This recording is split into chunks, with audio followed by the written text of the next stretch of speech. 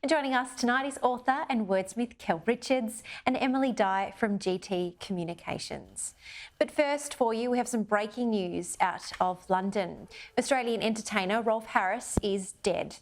The disgraced former entertainer and artist who was jailed for a series of indecent assaults on girls. It has been confirmed that he has died. He was 93. Harris was found guilty of a string of indecent assaults between 1968 and 1986, following a trial in 2014, and was jailed for 5 years and 9 months. He was released from prison in 2017, but never apologised to his victims. Before his crimes came to light, Harris had been a fixture of family entertainment in both the United Kingdom and here in Australia. After starting out in Perth, he had worldwide hits with songs including Tie Me Kangaroo Down Sport and Two Little Boys. He hosted television shows in Australia and Britain for more than 50 years, painted the late Queen's 80th birthday portrait, and was appointed CBM, MBE and OBE. Following his convictions, he was stripped of many of his honours, and a mural in his home suburb of Bayswater in WA was also removed.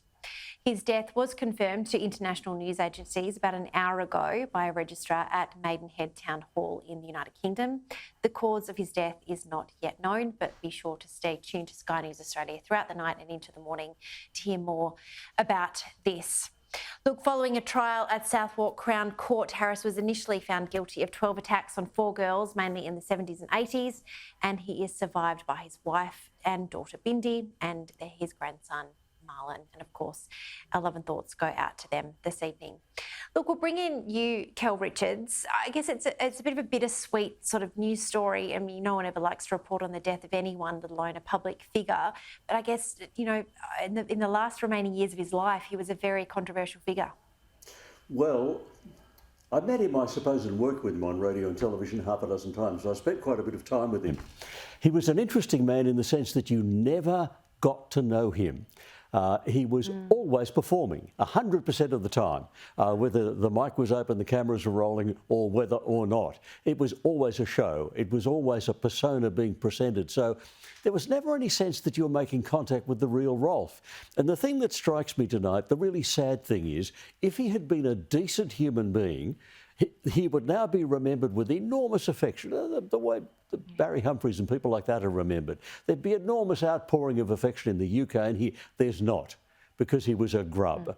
And although he was convicted of only 4 assaults, undoubtedly there were more. I mean, I can say that now that he's dead. He behaved extraordinarily. He's a bloke with a daughter, and he behaved extraordinarily badly to young women. So all we can do is to say, it's a sad end to what was, in the end, a miserable sort of a life.